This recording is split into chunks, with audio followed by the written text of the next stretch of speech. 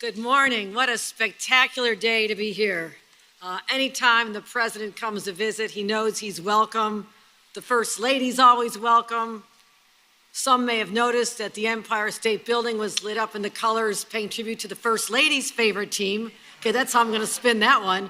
But it's great to be here with our president, who we'll be hearing from shortly, but also the governor of New Jersey, who's been a staunch ally, a great partner, Bill Murphy. Our Secretary of Transportation, Pete Buttigieg. We had a great conversation about, we've got a lot of experiences. You can talk about what it's like to raise one-year-old twins. That's extraordinary. So he's been tested in many ways.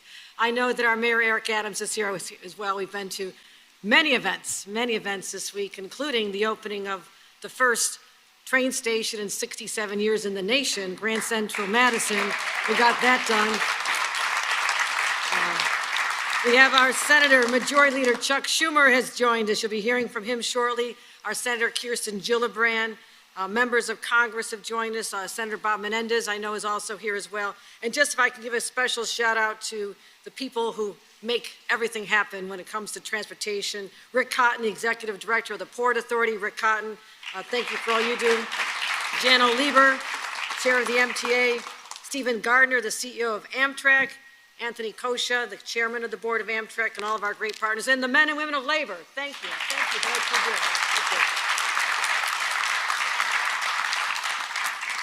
do. Like I said, it's great to have the president back. He has been here for such extraordinary, life-changing announcements. It wasn't that long ago we announced that New York State was able to win over a project known as Micron that the rest of the nation wanted, but we landed them right here in New York with 50,000 jobs, and that's just getting started. So the president was an important part of that. Majority Leader Schumer was an important part. So that's what we do. We talk about the jobs that are coming here. We did IBM jobs. We do infrastructure projects. But as the president said yesterday when he was in Baltimore, to have the best economy in the world, you need to have the best infrastructure in the world. And the Gateway Project, this Gateway Project has been talked about a long time. We need this done. This is the lifeblood of not just our region, but the entire nation's economy. And any further delays put us in danger because you never know what could happen. My God, a hurricane hitting New York. How foreign was that a decade ago, except my first week on the job a year ago, we had 2 hurricanes. So we had to be prepared for circumstances that you never would have expected in your wildest dreams. We need to have the redundancy, backups, to make sure that this region is never, ever paralyzed, because that's exactly what would happen. So the Northeast Corridor is the most used rail line in the country.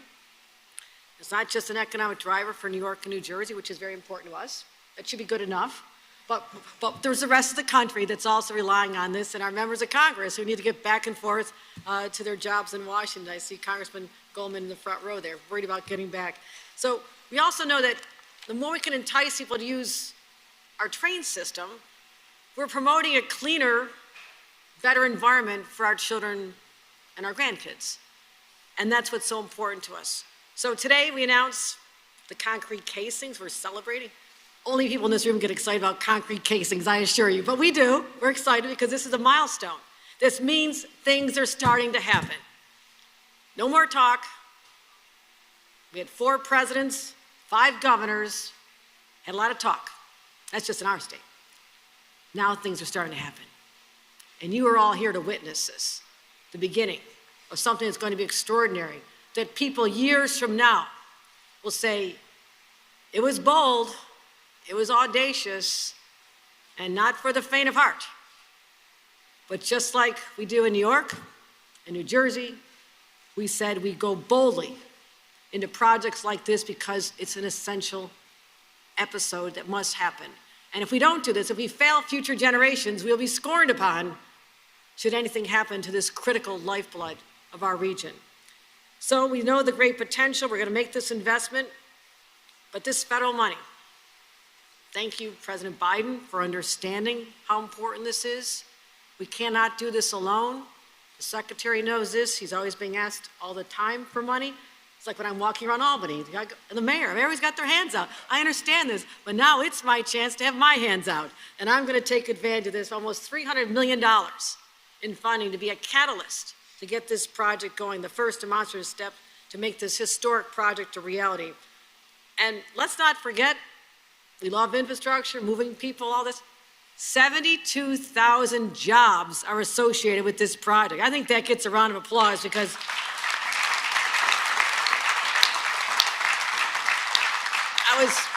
as I was coming here, I was thinking about what does 72,000 jobs look and feel like. We have about 1,500 towns and cities in the state of New York. I only have 25 that are bigger than 72,000. I mean, that's bigger than most of the towns in the state of New York. The number of people, Gary LaBarbera is excited about this. We're going to be putting so many men and women to work, and we're going to train them and help lift them up and out of their circumstances. That's what the power of these projects is all about. It's not just about the future, that's important, but today, people need these jobs. And that's why we are acting with such urgency. And I'll also say one more thing. It's great to have a tunnel. Not a lot of people are actually going to see this. Let's talk about what they're going to actually see. Let's talk about a revitalized, brand new Penn Station. Because we have gone too long in the darkness, my friends. I've described this as the 7 levels of hell. I drop my little girl off and I say, hope I see you again, darling. It's not that bad, everybody. But the reality is, our president, when he was vice president, pointed out that LaGuardia, years ago, third world country, that might be insulting to the third world countries, I don't know, but you think about that today, we don't have what this community, this state, this region, this country deserves in Penn Station. And that's why, with support from the federal government, support from New Jersey, we're working as partners to make sure that the experience is uplifting and beautiful for everyone who comes through that station. Because when I was a much younger staffer for Senator Daniel Patrick Moynihan in Washington, he said the demolition of Penn Station was one of the greatest crimes, greatest civic crimes ever committed in our history.